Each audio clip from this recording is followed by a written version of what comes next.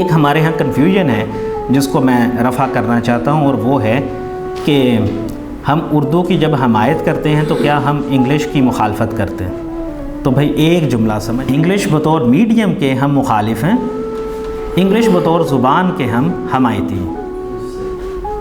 ٹھیک ہے جی، میڈیم سے مراد میڈیم آف انسٹرکشن ہے، یعنی نئی چیز کو سکھانے کے لیے آپ اس میں ہدایات نہیں دیں گے،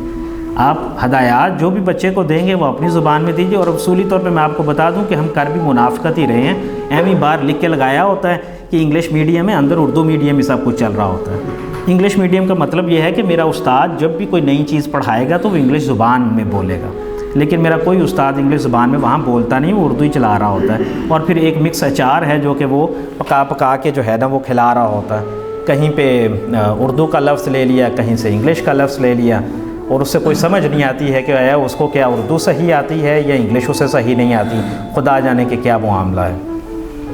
تو یہ جان لیجئے کہ ہم شدید مخالف ہیں انگلش بطور میڈیم کے، ہاں ہم انگلش بطور زبان کے حمایتی ہیں۔ تو لہٰذا یہ کوئی کسی قسم کی